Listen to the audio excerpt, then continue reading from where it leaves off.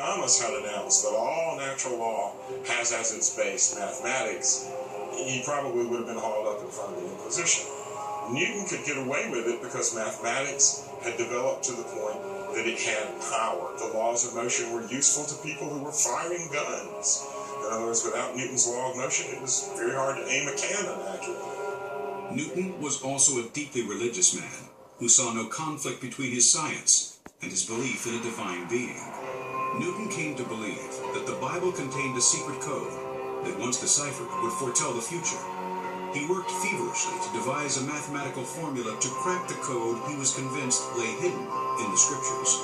Newton never published all of his mystical works. There are works about alchemy and there are works about his prophetic timetables that have never been published. They're still in manuscript in the British Museum. He didn't make a big deal of it during his lifetime because he wanted to be thought of as a rationalist. He wanted that job from the king of being the keeper of the mint. He didn't want to rock the boat by introducing what at that time period, the early 18th century, would have been old-fashioned ideas. At the time, that is toward the end of the 17th century, there was great interest in apocalyptic prophecy. And there was this opinion going around that the end of the world is really close. And Newton thought that he could use prophecy to disprove that prevalent opinion, and that he could show that it won't happen before 2060. This was his calculation. And this calculation of his is based on a piece of scripture, on a verse in the book of Daniel. Well, he thought he found a beginning date, and projecting from that, he thought he found an ending date. Curiously enough, the ending date would be right about now. In other words, the early 20th century by Newton's calculation. Like Isaac Newton, Nostradamus believed that the Bible could be used to foretell the future. He foresaw 3 antichrists across the centuries. The first was Napoleon, and the second was Adolf Hitler.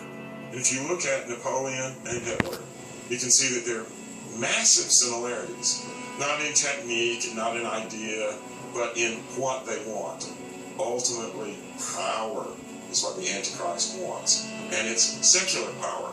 It's power that is individualistic, that is based on the free will to choose evil, to choose bad paths, to choose paths that are against the ideas of God and the church, if that's what the individual wants to choose.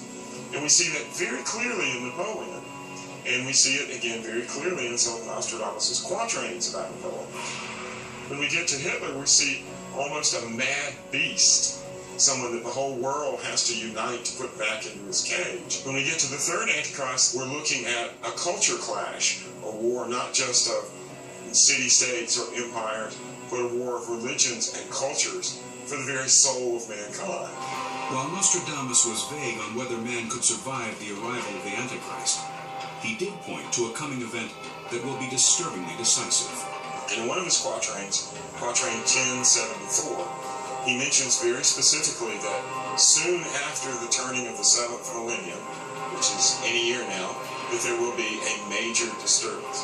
World War III is not specifically mentioned, but there are indications that there is a major global conflict on the way.